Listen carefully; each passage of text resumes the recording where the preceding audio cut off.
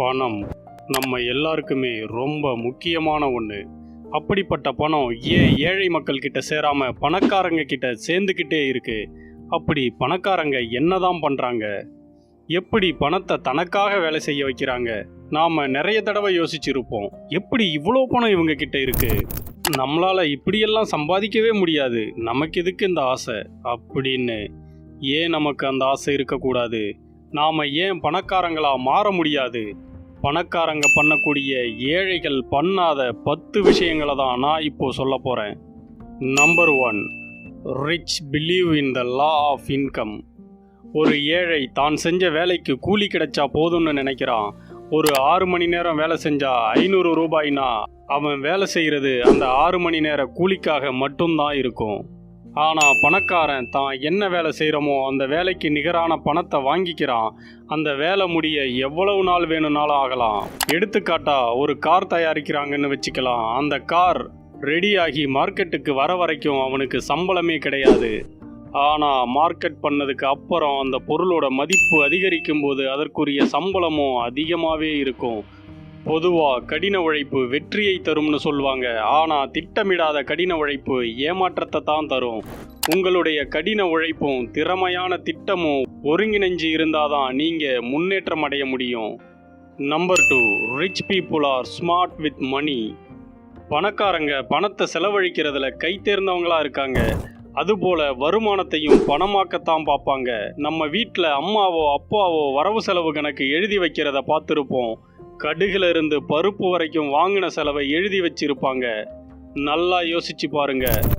ஒரு 10 வருஷம் எழுதி வச்சிருந்தா கூட நீங்க இந்நேரம் பணக்காரங்களாகி இருக்கணுமே. எப்படின்னு கேட்குறீங்களா? செலவு கணக்கு எழுதி வைக்கிறதே செலவை குறைச்சி சேமிப்பை அதிகப்படுத்தத்தான். அப்படி பார்த்தா 10 வருஷத்துல நிறைய சேமிச்சிருக்கணுமே. செஞ்ச செலவுக்கு கணக்கு இருக்கு, ஆனா சேமிக்காம இருக்கீங்கன்னா ஏழையா இருக்கிறதுக்கு நீங்க தான் காரணம். பணக்காரங்க செய்கிற செலவு நம்மளை வியக்க வைக்கலாம். என்னடா புக்ஸ் வாங்க இவ்வளோ செலவா, இதுக்கு போய் இவ்வளவு செலவு பண்ணுறாங்களேன்னு. உண்மையை சொல்லணும்னா பணக்காரங்க பண்ணுற செலவில் அவங்களுக்கு பல மடங்கு லாபம்தான் கிடைக்குது. உதாரணத்துக்கு அதிக விலை கொடுத்து புக்ஸ் எல்லாம் வாங்கி படிக்கிறாங்கன்னா அது மூலமாக அவங்களுக்கு நாலேஜ் கிடைக்குது. அது அடுத்தடுத்து அவங்க பிஸ்னஸில் growth கிடைக்க ஹெல்ப் பண்ணுது. இந்த மாதிரி அவங்க செலவு செய்கிற விஷயமே தனியாக தான் இருக்கும். அதில் கூட அவங்களுக்கு லாப நோக்கம்தான் அடங்கி இருக்கும். சின்ன மீனை போட்டு பெரிய மீனை பிடிக்கிறதுன்னு சொல்லுவாங்களே, அப்படித்தான். Number 3, the rich like to read. பணக்காரர்கள் புத்தகம் படிக்கிறதுல ஆர்வமுடையவங்களா இருக்காங்க. பொதுவாக நாம் பார்க்கக்கூடிய பணக்காரங்களில் பெரும்பாலான பேர் புத்தகம் படிக்கக்கூடிய பழக்கத்தை வச்சிருக்காங்க. நீங்கள் பொழுதுபோக்குக்கு புத்தகம் படிக்கிற ஆளாக இருக்கலாம். இன்னும் சில பேர் கதைகள் நாவல்கள் படிக்கலாம். ஆனால் செல்ஃப் இம்ப்ரூவ்மெண்ட்டுக்காக புக்ஸ் படிக்கிறவங்க ரொம்ப கம்மி. பணக்காரங்க அவங்களோட முன்னேற்றத்திற்காகவும் அவங்கள மேம்படுத்திக்கவும் நிறைய புக்ஸ் வாசிக்கிறாங்க. மைக்ரோசாஃப்ட் நிறுவனத்தின் தலைவர் பில் கேட்ஸ் வாரத்துக்கு ஒரு புக்குன்னு வருஷத்துக்கு 50 புக்ஸ் படிக்கிறாரு. டெஸ்லாவை உருவாக்கின இலான் மஸ்க் தான் படித்த புத்தகத்தில் இருந்துதான் ராக்கெட்டை உருவாக்க கற்றுக்கிட்டேன்னு சொல்கிறாரு.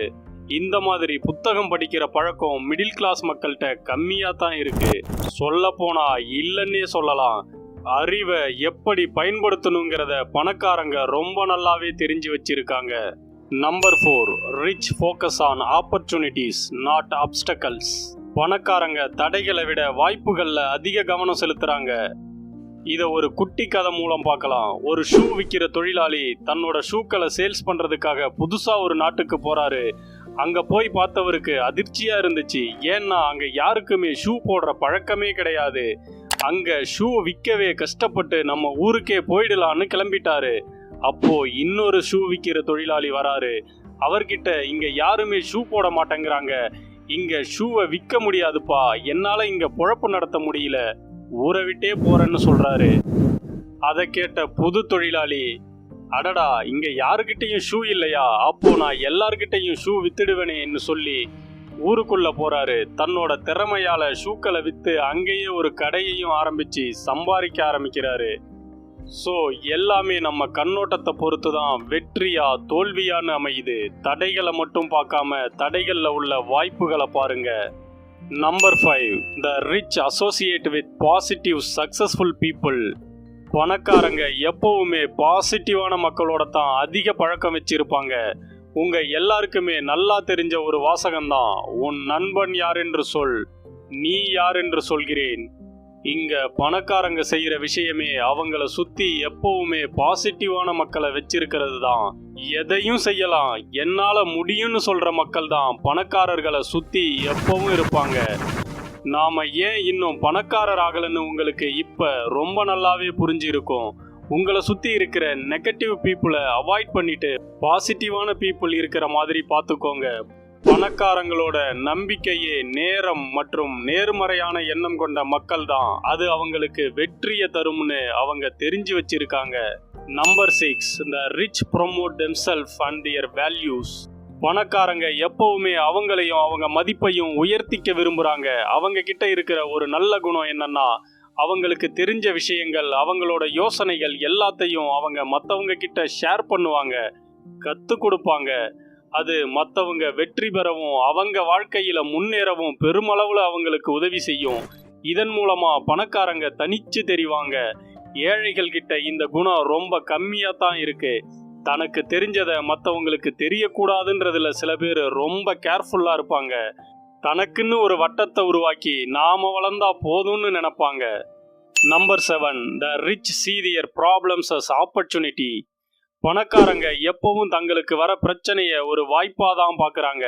ஒரு மிடில் கிளாஸ் பீப்புளுக்கு பணப்பிரச்சனை வரும்போது எப்படியாவது இதை சமாளிச்சு இந்த பிரச்சனையை முதல்ல முடிக்கணும்னு தான் நினைப்பாங்க. இதை பார்க்குற பெரும்பாலான பேர் இப்படித்தான் யோசிப்போம் இல்லையா?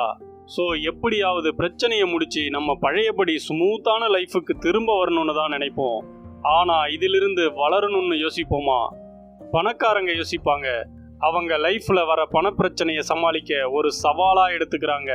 அதிலிருந்து நிறைய பாடங்களை கத்துக்கிறாங்க. புது புது தீர்வுகளை கண்டுபிடிச்சி அவங்க மேல மேல வளர்ந்துகிட்டே இருக்காங்க. இங்க பிரச்சனைகளுக்கு தீர்வை கண்டுபிடிக்கிறத விட இனி அந்த பிரச்சனையே வரக்கூடாத அளவுக்கு நம்மளை வளர்த்துக்க கிடைக்கிற ஒரு வாய்ப்பா பார்க்கறது தான் ரொம்ப ரொம்ப முக்கியம். இதை தான் பணக்காரங்க அவங்களுக்கு ப்ராப்ளம்ஸ் வரப்போ பண்றாங்க. Number 8, the rich think both, the poor think either or. பணக்காரங்களும் ஏழைகளும் ஒரே விஷயத்தை எப்படி எதிர்கொள்றாங்கன்னு பார்க்கலாம். உதாரணத்துக்கு, ஒரு பைக் வாங்கணும்னா மிடில் கிளாஸ் பீப்புள் அதை இஎம்ஐல எடுத்துப்பாங்க. அதுபோக பெட்ரோல், மெயின்டெனன்ஸ் செலவுன்னு நிறைய இருக்கும் இல்லையா? இந்த செலவுக்கெல்லாம் போதிய வருமானம் அவங்க கிட்ட இருக்காது. ஆனா பணக்காரங்க மைண்ட் செட் வேற மாதிரி இருக்கும். ஒரு பைக் வாங்க முடிவு பண்ணாங்கன்னா அந்த பைக் வாங்க எவ்வளவு செலவாகும், அப்படியே வாங்கினா அதை மெயின்டைன் பண்ண எவ்வளவு செலவாகும்னு முன்னாடியே கணக்கு பண்ணி அதை விட அதிகமாக அவங்களோட இன்கம் அதிகப்படுத்தி ரெடி கேஷ் கொடுத்து தான் பைக் வாங்குவாங்க, கடன் இல்லாமல். Number 9, the rich focus net worth, not working income. பணக்காரங்க அவங்க உழைக்கக்கூடிய பணத்துல கவனம் செலுத்தாம மொத்த மதிப்புல கவனம் செலுத்துவாங்க. பொதுவா மிடில் கிளாஸ் பீப்புள் 6 மணி நேரத்துக்கு 1000 ரூபாய் சம்பளம்னா அந்த 1000 ரூபாயை பத்தி மட்டும்தான் யோசிப்பாங்க. ஆனா அதை எப்படி சேமிக்கணும்னு அவங்களுக்கு தெரிஞ்சா பிரச்சனை இல்லை. ஆனா அவங்க சேமிக்காத பட்சத்துல முன்னேற்றங்கிறது கம்மியா தான் இருக்கும். பணக்காரங்க எவ்வளவு சம்பளம், எத்தனை மணி நேரம்னு பார்க்க மாட்டாங்க. அது ஃபியூச்சர்ல எவ்வளவு பெரிய தொகையா மாறும்னு தெரிஞ்சு வச்சிருப்பாங்க. அதுதான் அவங்க கிட்ட மேலும் மேலும் பணம் சேர்றதுக்கான ஒரு காரணமா இருக்கு.